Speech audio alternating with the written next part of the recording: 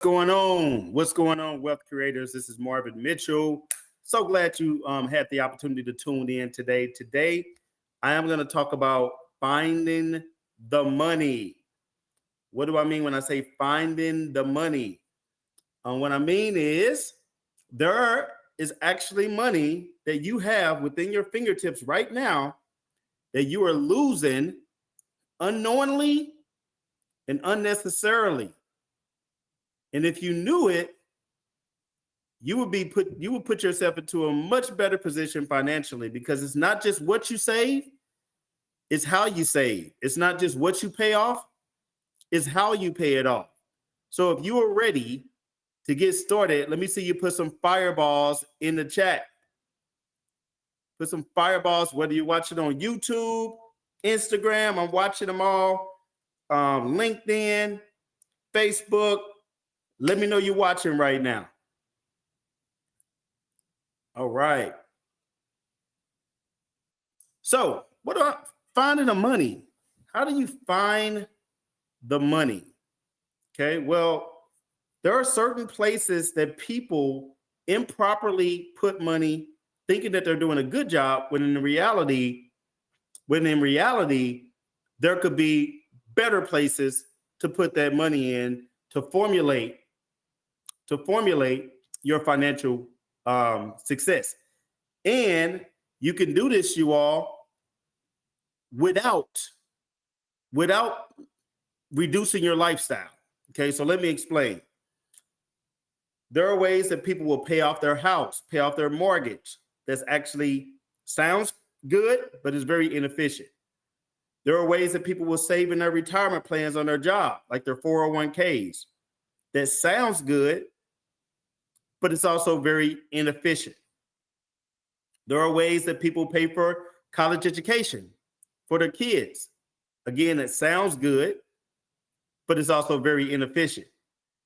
And there are ways that people will pay off debt. That sounds good, but it's also very inefficient.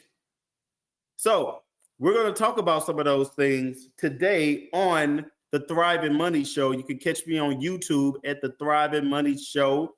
If you're not watching from YouTube, make sure you go to Marvin Mitchell Thriving Money Show and subscribe to my channel. When you subscribe to it, YouTube shows it to more people. So let's get it done. So the first thing and the easiest thing we're going to talk about is overfunding your tax-deferred accounts and overfunding your 401k accounts. Now, if you have a job, you probably are contributing to a 401k, a tax-deferred 401k. So when you put the money into the tax-deferred 401k, some companies still offer you a match. The match is essentially free money. So if your company offers you a match, you absolutely want to take advantage of the match.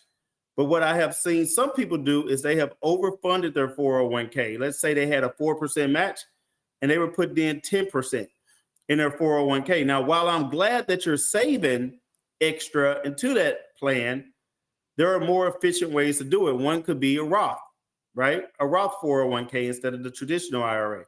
The other one could be a cash value life insurance by not putting as much in the 401k and using some of that cash to go into like an IUL, Index Universal Life, for example.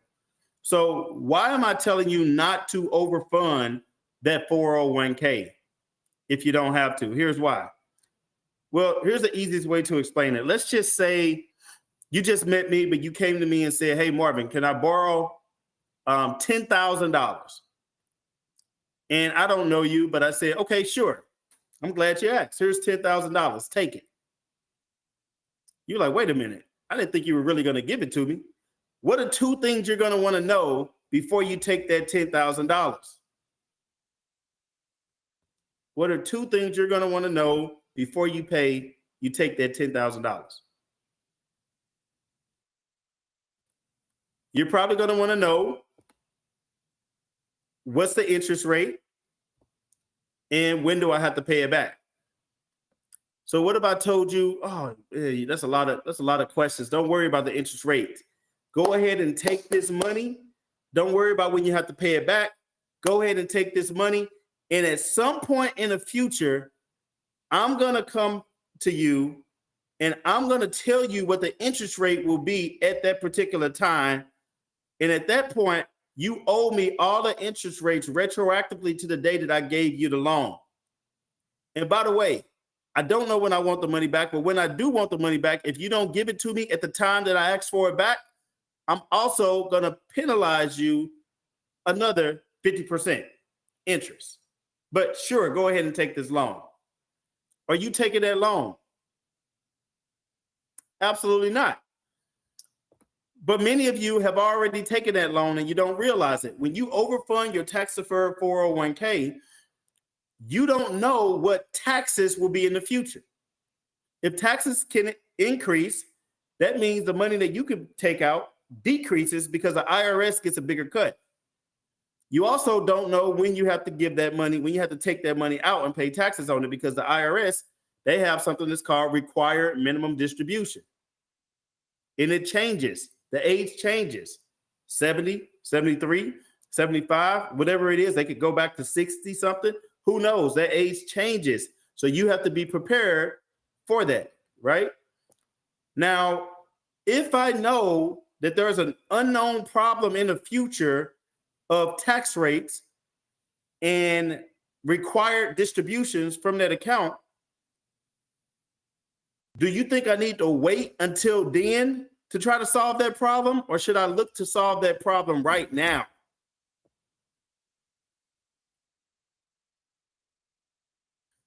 Right now. I'd rather pay taxes on a known lower amount than an unknown higher amount. So this is called conversion. So I can do like Roth conversions, which means I can actually take my IRA and pay the taxes on that now, and then I never have to pay the taxes on that money again. Or I can put that money into an index universal life policy, and by doing so, that money also grows tax deferred, tax free. But now when I actually go to borrow against my account and take money out, I can do that as well, tax free. So there's 3 different types of buckets, you all. You got your tax now, tax later, and tax never again. I want my money in the tax never again bucket. Tax freedom. We want to be tax free. So that's one way to find the money. So I've been able to help people who've been overfunding their 401k find an additional $500 a month, sometimes $1,000 that they were overfunding and they didn't realize it. And we've been able to put that money into a more efficient place that's not going to get taxed in the future. The second thing is your house, right? Now, a lot of people look at their house and one of their big goals is, I want to pay off this house as soon as possible. And what if I showed you that paying off your house as soon as possible is not the most effective and efficient and financially savvy thing to do? Even though it sounds good, let me tell you why it may not be the best. Let's just say you're in your 40s, 50s, and you speed up, you get some good income, you speed up to pay this house off, and you pay this house off completely. You're doing an amazing job, house is paid off, but then, God forbid, something happens, you lose your job, you have a bad economy, your business goes under, whatever, something bad happens, and you go back to the bank and say, hey, I know I went ahead and expedited those payments and paid this house off, but I lost my job. I kind of need some of that money back. They're going to say, you no longer control that money. We control the money. So you got to fill out this 14, 15 page application, and maybe you can get some of your money back, but you got to get approved for it. Isn't that scary? That's scary, right? Another thing is interest rates might be still low. You want to keep a low interest rate for as long as possible, right? The second thing is that equity. The third thing is equity in the house doesn't grow. Equity in the house doesn't earn 5%, 6%, 7%. Equity in the house just sits there. The house doesn't grow by equity growth and accumulation. The house grows through the residential rates increases. So if the residential area increases, so does your house. So if I owe $100,000 on the house, or if I owe $500,000 on the house appraisal is going to grow by the same because it's not based on what I owe. It's based on the property value and it's based on the rates.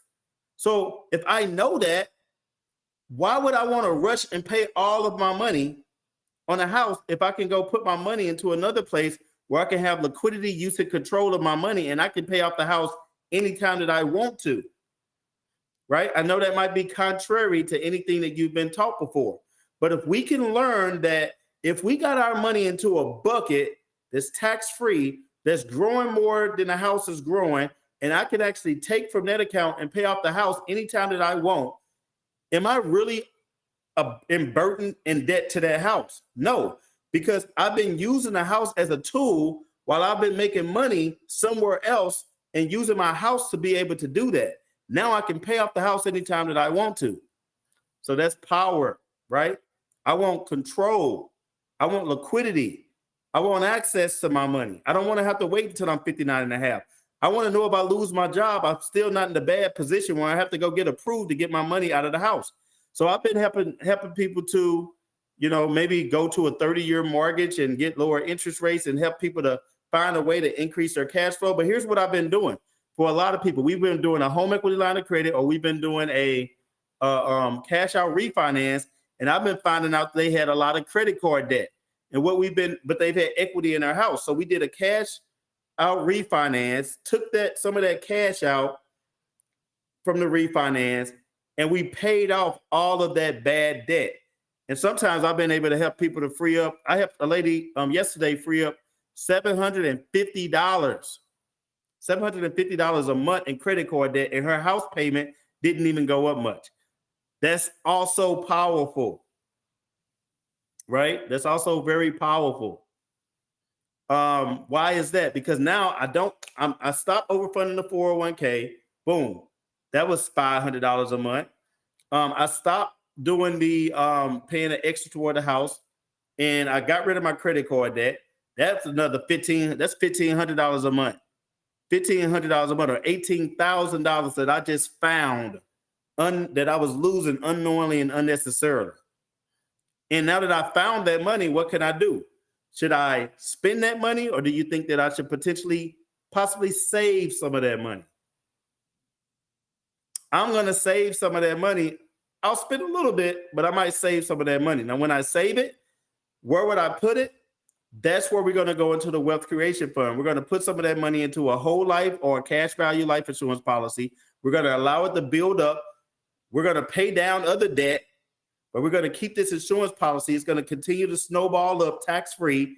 And when I go out and borrow against it, I'm going to borrow against it and buy an asset to make my money work 2 to 3 times off the same dollar. Now I got my money making money for me in several different places. My money is structured the right way, properly. Let's see something.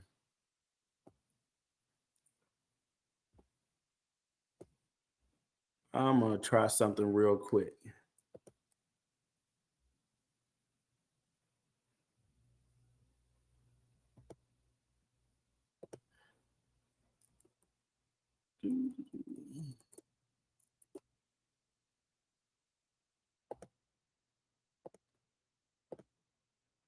Okay. So what I'm showing you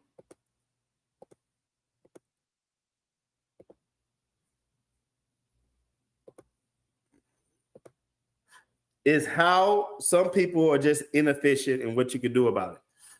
So in this example, Brian, can you see my screen?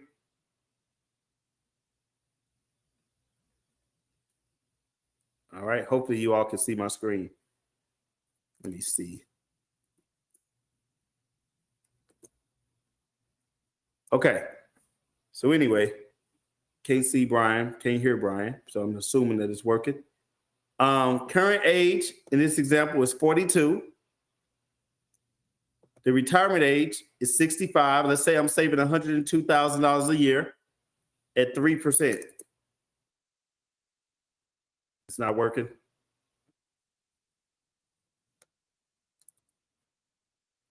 All right, let me try one more time. Yeah, it was doing that on me last time too, where I couldn't really just share it. Let's see. All right. 1 second, you. I'm gonna try this again.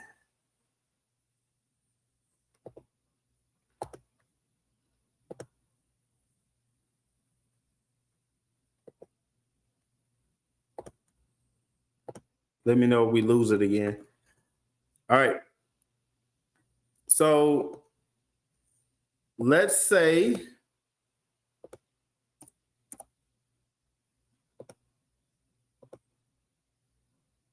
I got 102,000 earning 3%. Current savings is 88,000. So at your retirement age, you would have accumulated as much as you would have earned in income as much as $3.3 million.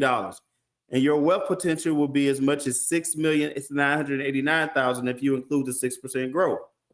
Now, that means if you had no taxes, no debt, no lifestyle, that you'll end up at 6,989,000. Although we know that's not realistic.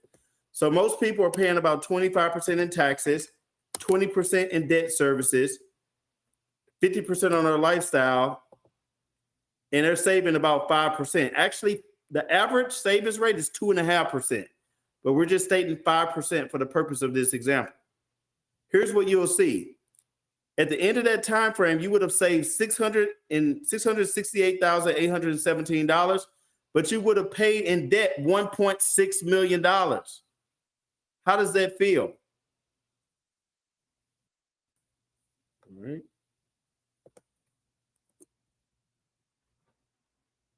I'm going to keep going back to it. We got to solve this problem next time. I don't know what's happening. No. Here we go. But you paid in taxes 1,663,000. So you've actually paid more in taxes than you saved, $1 million more in taxes. How does that make you feel? You've also paid about $1 million more in debt. So what most people do is they go see a financial advisor and they say, hey, I need to make more money. So the advisor makes them 7% instead of 6%, which means they've taken more risk. But look, they only have 794,000. So what we try to tell people is you don't have to earn a super high return. Even if you kept earning 6%, but what if we decrease your debt? Your taxes down to 15%. What if we decrease your debt services down to 10%? Well, even if you kept your lifestyle the same, you end up with almost $2 million. And you end up having, you end up having more savings than you paid in taxes.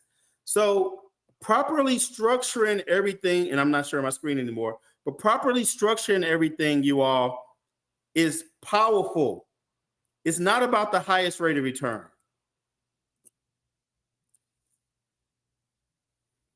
It's not about the highest rate of return. What it's about is the best structure wins. The least taxes wins. The most efficient wins. So, for those of you who would like to have a free consultation with my team so that we can help you set up your wealth creation fund, just type in the word wealth, WEALTH, just type that in, and you're going to get a link to your inbox if you're on Instagram, or we'll follow up with you if you're on YouTube. Or you can simply go to the website, wealthcreationcall.com as well, wealthcreationcall.com. So a little bit of news, you all, just talking to you now. I have at the time of this recording, I'm getting ready for my 40th birthday. And it's crazy because my 40th birthday is here. Like, can't believe I'm about to be 40 years old, right? Just sounds so like 40. That's like the next decade. It's crazy. But in about a few days from now, I'm doing a big 40th birthday bash for myself in St. Louis. And it's really powerful because when I did it, I was like, people wanted to do a party for me. And it was like, I was like, we booked the place that was going to be like for 250 people. 250 people, that's a lot of people. I'm like, I don't know if 250 people know me or know who I am. right? But that filled up like within 2-3 days. We had to get another room in the place. So 550 was capacity. We got to about 700 people registered. And by the way, this was all invite only, word of mouth. We never publicized this. It was all invite only, word of mouth. We got up to 700 people. So what we did, we just got the whole building now. And now we can have over 1,000 people at this building. I just can't believe it's going to be over 1,000 people to celebrate me in this party. It's going to be the party of the year that we're doing in St. Louis. You all are going to see Instagram reels, shorts. You're going to see all of that content, but it's about to be crazy. Everybody's going to have on cocktail attire. We are walking in excellence for my 40th. And I know I got a special guest coming to sing, Kiki Wyatt. And there's another special guest that will be revealed tomorrow. So you don't want to miss that. I'm going to be posting that on my IG, Instagram. So we got a second special guest that's showing up, and there's going to be a lot of people traveling from out of town to come. So I'm just feeling all the love just around like that. I'm still in awe that so many people are coming to celebrate me. But anyway, that's happening tomorrow. I took my kids over this weekend to see Beetlejuice. And it was actually wasn't a bad movie. Beetlejuice wasn't bad. It was cool because I recorded a video of my kids and they didn't know this, but like when I rented out the whole movie theater. So it was like a client event. So I had like all my clients book the whole movie theater.